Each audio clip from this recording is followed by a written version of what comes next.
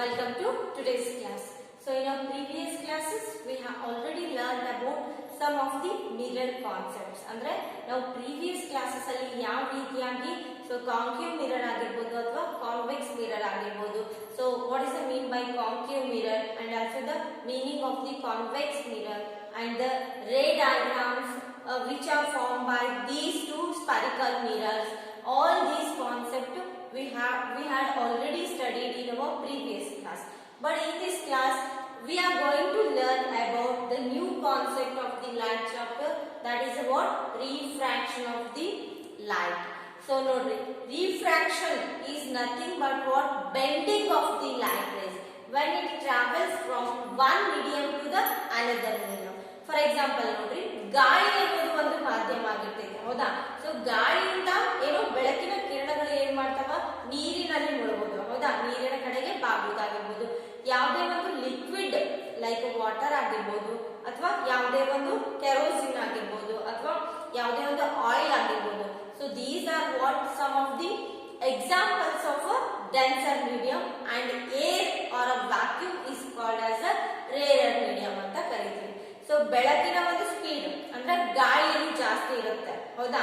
So here the speed of the light in vacuum or air, so that is what 3 lakh, ಹೌದಾ? Metre per second ಆಗಿರ್ಬೋದು, ಹೌದಾ? So 3 lakh kilometre ವರೆಗೂ ಅಷ್ಟು speed ಅಲ್ಲಿ ಬೆಳಕು ಚಲಿಸ್ತಾ ಇರುತ್ತೆ. ಎಲ್ಲಿ? ಗಾಳಿ ಅಥವಾ ವ್ಯಾಕ್ಯೂಮ್ ಅಂದ್ರೆ ವ್ಯಾಕ್ಯೂಮ್ ಪ್ರದೇಶದಲ್ಲಿ ಏನಾಗಿರುತ್ತೆ ಅಂದ್ರೆ ಸೊ ಬೆಳಕಿನ ಒಂದು ಸ್ಪೀಡ್ ಜಾಸ್ತಿ ಆಗಿರುತ್ತೆ as compare to what? Denser medium. ಅಂದ್ರೆ ಯಾವುದೇ ಒಂದು ಮಾಧ್ಯಮ ತಗೊಂಡಾಗ, ಫಾರ್ ಎಕ್ಸಾಂಪಲ್ ಡೆನ್ಸರ್ ಮೀಡಿಯಮ್ಸ್ ಅನ್ನ ತಗೊಂಡಾಗ, ಲೈಕ್ ವಾಟರ್ ತಗೊಂಡಾಗ ಅಥವಾ ಗ್ಲಾಸ್ ತಗೊಂಡಾಗ, ಸೊ ಅಲ್ಲಿ ಏನಾಗಿರುತ್ತೆ ಅಂದ್ರೆ speed of light automatically decrease ಆಗಿರುತ್ತೆ as compare to what? Rarer medium. So ಗಾಳಿಯ ಮೂಲಕ ಬೆಳಕು ಏನಾಗುತ್ತೆ, ನೀರಿನ ಮೇಲೆ ಬಿದ್ದಾಗ ಏನಾಗುತ್ತೆ, ಸೊ ಅದು ಸ್ವಲ್ಪ ಬೆಂಡ್ ಆದಾಗ ನಮ್ಗೆ ಕಾಣಿಸುತ್ತೆ. So let us learn about more concept about the refraction of the light. Yeah. So when a light travels from rarer medium to the denser medium, so it bends towards what? Normal. ಅಂದ್ರೆ so ನೋಡ್ರಿ ಇಲ್ಲಿ ಬೆಳಕಿನ ಕಿರಣಗಳು ಯಾವ ರೀತಿಯಾಗಿ ಗಾಳಿಯ ಒಂದು ಮಾಧ್ಯಮದಿಂದ ನೀರಿನ ಮೇಲೆ ಬಿದ್ದಾಗ ಯಾವ ರೀತಿಯಾಗಿ ಬೆಂಡ್ ಆಗುತ್ತೆ. ಫಾರ್ ಎಕ್ಸಾಂಪಲ್ ನೋಡ್ರಿ, so if you take any glass of water and you have to put in to one pencil, so have you observe that example?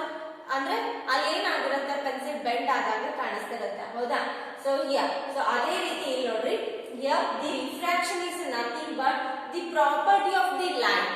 So this is also one of the property of the light, but as it propagates from one medium to another medium. So ಇಲ್ಲಿ ಏನಾಯ್ತು ಅಂದ್ರೆ so light rays ಏನಾಗ್ತಾವ, bend ಆಗ್ತಾವ ಇಲ್ಲಿ.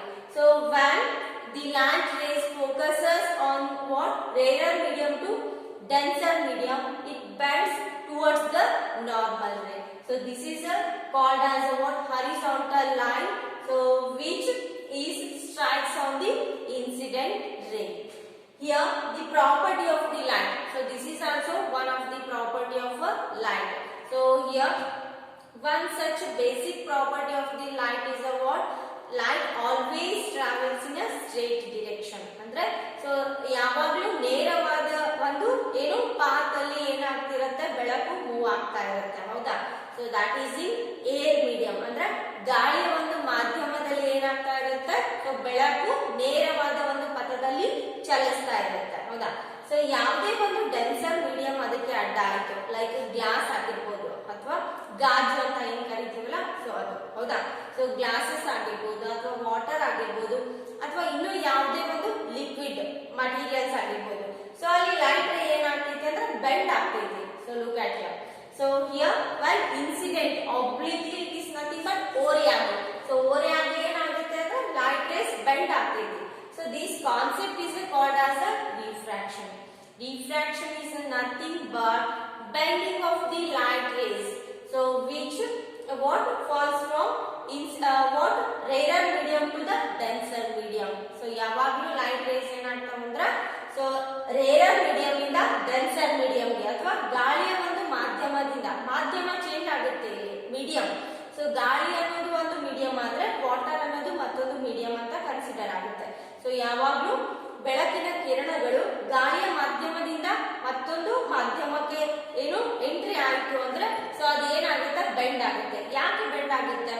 So why it is happen? So ಯಾಕೆ bend ಆಗುತ್ತೆ ಅಂದ್ರೆ ಇಲ್ಲಿ, so as I already told you that here the speed of the light in air, so that is a higher speed as compared to the what, the speed of the light in the denser medium. So ಯಾವಾಗ್ಲೂ light rays ಏನಾಗ್ತಾವಂದ್ರ ಏನು ಗಾಳಿ ಒಂದು ಮಾಧ್ಯಮದಲ್ಲಿ speed ಆಗಿ ಚಲಿಸ್ತಿರ್ತಾವ, ಹೌದಾ? So next ಮತ್ತೊಂದು ಯಾವುದೋ ಒಂದು ಮಾಧ್ಯಮ ಅಡ್ಡ ಬಂತು, ಲೈಕ್ ವಾಟರ್ ಆಗಿರ್ಬೋದು.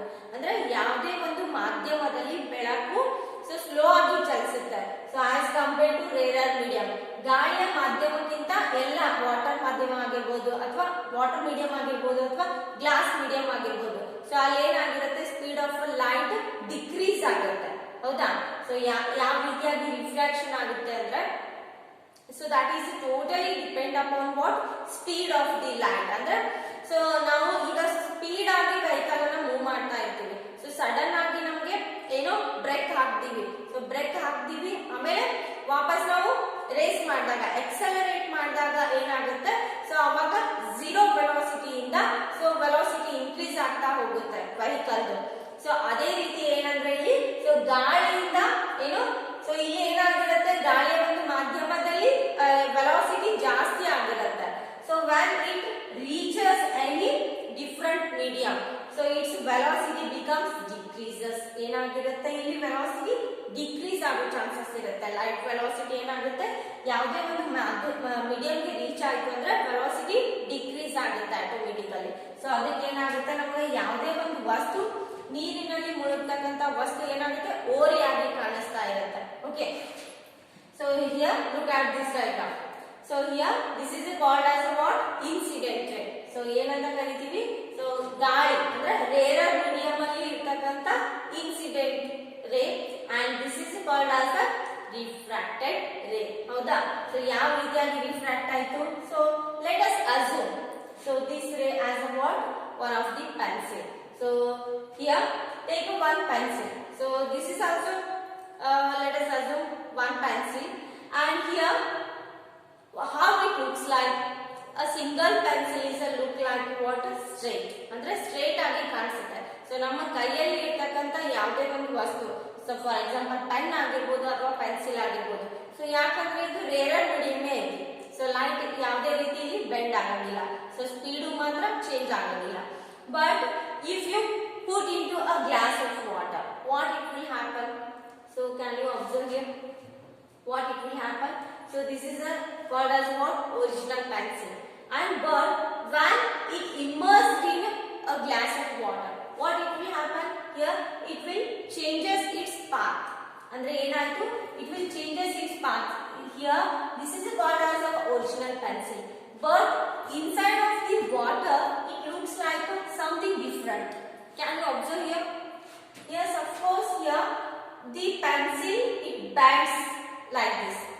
So this is called as what, refraction. Andre, so this is due to what, speed of the light in rarer medium to the speed of the light in denser medium. Andre speed ಏನಾಯ್ತು ಇಲ್ಲಿ, light ದು velocity ಏನಾಯ್ತು, decrease ಆಯ್ತು, ಹೌದಾ? So ಅದಕ್ಕೆ ಏನಂತ ಯಾವ ರೀತಿಯಾಗಿ ಕಾಣಿಸುತ್ತೆ ಅಂದ್ರೆ ಇಲ್ಲಿ, ಸೊ ಸ್ವಲ್ಪ ಓರೆ ಆಗಿ ಕಾಣಿಸ್ತಾವ.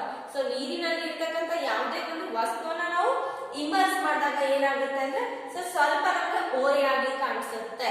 ಸೊ ಯಾಕಂದ್ರೆ ಇಲ್ಲಿ, so this is a what, due to the refraction of the light. Refraction is nothing but it's what, bending of the light rays ಅಂತ ಏನ್ ಕರಿತೀವಲ್ಲ, so this is called as a refraction. So this is totally depend upon the what, refraction of a light. So nodri, so this is our original pencil. Okay, so any object when you put into water, so it will seems like a little bit bending. ಅಂದ್ರೆ ಯಾವುದೇ ಒಂದು ವಸ್ತುವನ್ನ so ನೀರಿನಲ್ಲಿ ನಾವು ಈ ತರ immerse ಮಾಡಿದಾಗ ಅಥವಾ ಹಾಕಿದಾಗ ಏನಾಗುತ್ತೆ ಅಂದ್ರೆ, it will changes its path like this. ಅಂದ್ರೆ ಸೊ ಚೂರು ಏನಾಗುತ್ತೆ, ನಮಗೆ ಓರೆ ಆದಾಗ ಕಾಣಿಸುತ್ತೆ. Here any object partly immersed in different medium will appear bent. ಅಂದ್ರೆ ನಮಗೆ ಯಾವುದೇ ಒಂದು ವಸ್ತುವನ್ನ ಏನು ನೀರಿನಲ್ಲಿ ಹಾಕಿದಂತ ಏನು ವಾಟರ್. ಯಾವುದೇ ಒಂದು ವಸ್ತುವನ್ನ ಅರ್ಧ ಭಾಗ ಮಾತ್ರ ನಾವು ನೀರಿನಲ್ಲಿ ಹಾಕಿದಾಗ ಏನಾಗುತ್ತೆ, it's looks like what little bit band. So this is how the what bending of the light rays or the speed of the light. So ಇಲ್ಲಿ ಏನಾಗುತ್ತೆ ಅಂದ್ರೆ speed of the light varies from different mediums. ಅಂದ್ರೆ ಯಾವುದೇ ಒಂದು medium ಅಲ್ಲಿ light ಚಲಿಸಬೇಕಂದ್ರೆ ಅದರದ್ದು speed change ಆಗುತ್ತೆ, ಅಂದ್ರೆ ವೆಲಾಸಿಟಿ ಚೇಂಜ್ ಆಗುತ್ತೆ. Okay, so here this is how the example for the refraction, ಅಂದ್ರೆ refraction of the light example ಆಯ್ತು. So here let us learn more about this concept. Here this is called as the incident ray. So ಅಂದ್ರೆ ಗಾಳಿಯ ಒಂದು ಮಾಧ್ಯಮದಿಂದ ಏನಾಗುತ್ತೆ, light rays ಯಾವ ಮಾಧ್ಯಮಕ್ಕೆ reach ಆಯ್ತು, ವಾಟರ್ ಅಂದ್ರೆ ಡೆನ್ಸರ್ ಮೀಡಿಯಂಗೆ ರೀಚ್ ಆಯ್ತು. ಹೌದಾ? So here this is called as the incident ray. ಅಂದ್ರೆ ನಾವು ಒಂದು ಪೆನ್ಸಿಲ್ ಅನ್ನ ಏನು assume ಮಾಡ್ಕೊಂಡಿದ್ವಲ್ಲ, so this is what the incident ray, and little bit it bends, so that is towards the normal. So this horizontal line indicates that what it strikes, it will separates what mediums. ಅಂದ್ರೆ ಈ ಒಂದು ಏನು ಈ line ಏನು indicate ಮಾಡ್ತೈತೆ ಅಂದ್ರೆ rarer medium ಮತ್ತು denser medium ಗ ಸೆಪರೇಟ್ ಮಾಡ್ತೈತಿ. It separates what rarer medium and denser medium. Okay, so here this is called as the incident ray and this is called as the refracted ray, and here this normal line indicates that what the incident ray where it strikes. Okay, so this is about what the refraction of the light rays. So ಯಾವ ರೀತಿಯಾಗಿ ನಮಗೆ refraction ದೊರೆಯಿತು. Okay, here the angle between the normal and the incident ray is called as the angle of the incidence. So that is located in the rarer medium. ಅಂದ್ರೆ ಗಾಳಿಯ ಮಾಧ್ಯಮದಲ್ಲಿ ಇರತಕ್ಕಂತ ಒಂದು angle of incidence, and here the normal and the what angle of refraction. ಅಂದ್ರೆ refracted ray ಮತ್ತು normal line ಅಲ್ಲಿ ಇರತಕ್ಕಂತ ಒಂದು angle ಗೆ ಏನಂತ ಕರಿತೀವಿ, angle of refraction ಅಂತ ಕರಿತೀವಿ. Okay, and here next about what you just take any what glass. ಅಂದ್ರೆ so rectangle ಅಲ್ಲಿ ಇರತಕ್ಕಂತ ಒಂದು ಗ್ಲಾಸ್ ಅನ್ನ ತಗೊಂಡ್ರೆ, so this is also called as a denser medium. ಅಂದ್ರೆ ಗ್ಲಾಸ್ ಕೂಡ ಏನಾಗಿರುತ್ತೆ, ಇಲ್ಲಿ ಡೆನ್ಸರ್ ಮೀಡಿಯಂ ಆಗಿರುತ್ತೆ. ಸೊ ಯಾವ ರೀತಿಯಾಗಿ ಲೈಟ್ಸ್ ಏನು ಫಾರ್ಮೇಶನ್ ಆಗ್ತವೆ. ಸೊ ಲೈಟ್ ನೋಡ್ರಿ, so this is what all air medium, ಅಂದ್ರೆ rarer medium. Glass is going to be considered as a denser medium. So when a light ray falls on the what glass, okay, how it reflects, so it bends towards the normal. Andre so this is what normal, this line indicates that normal line. Here this is towards the normal. Okay, so when it reaches what final position, so ಯಾವಾಗ ಈ line ಇಲ್ಲಿ final, this is nothing but what separation of the what medium is nothing but what glass medium and air medium. So ಇಲ್ಲಿ ಏನಾಯಿತು ಅಂದ್ರೆ again it reflects back. So ನೋಡ್ರಿ, incident light ray and again it will reflect it towards the normal and again it changes its medium. ಅಂದ್ರೆ ಇಲ್ಲಿ ಏನಾಯಿತು, light rays ಗಾಳಿಯಿಂದ water ಗೆ ಬಂತು, ಸಾರಿ ಗಾಳಿಯಿಂದ ಏನು ಗ್ಲಾಸ್ ಮೀಡಿಯಂ ಗೆ ಬಂತು. ಸೊ ನೆಕ್ಸ್ಟ್ ಗ್ಲಾಸ್ ಮೀಡಿಯಂ ಇಂದ ಪುನಃ ಏನಾಯಿತು, ಗಾಳಿ, ಹೌದಾ, ಸೊ ಏರ್ ಮೀಡಿಯಂ ಗೆ ಬಂತು. So here this is called as the reflected ರೇ and this is called as the incident ray. Okay, so both are what, so both are looks like what parallel, howda. So this is a what total all air medium indicates that the medium. Okay, so ಯಾವಾಗಲೂ ಏನಾಗಿರುತ್ತೆ, speed of light in air is maximum than the denser medium ಆಗಿರುತ್ತೆ, ಹೌದಾ. So ನೋಡ್ರಿ ಯಾವ ರೀತಿಯಾಗಿ ನಮ್ಗೆ light rays bend ಆಗ್ತಾವ ಅನ್ನೋದು. ಸೊ ನೋಡ್ರಿ, this is called as the reflected ray and this is also one of the normal line. N and N indicates the normal, and here this is a what final position of the denser medium. So denser medium ಇಂದ ಪುನಃ ಏನಾಯ್ತು, light rays ವಾಪಸ್ ಏನಾಯ್ತು, reflect ಆಯ್ತು. So this is called as the emergent ray. ಅಂದ್ರೆ denser medium ಇಂದ ಗಾಳಿಯ ಒಂದು ಮಾಧ್ಯಮಕ್ಕೆ ಏನಾಯ್ತು, ಪುನಃ ಏನಾಯ್ತು, ರಿಫ್ಲೆಕ್ಟ್ ಆಯ್ತು. ಸೊ ಅದಕ್ಕೆ ಏನಂತ ಕರಿತೀವಿ, ಎಮರ್ಜೆಂಟ್ ರೇ ಅಂತ ಕರಿತೀವಿ. And this is called as the incident ray. And here this line indicates that the normal, and this is also normal. Okay.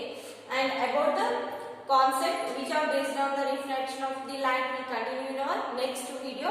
But about this, will here some more concepts are there which are related to the reflection of the light. Will continue in our next video. But if you are having any doubts regarding the reflection of the light, so you can call me at any time and I will try to clear the concept. Okay.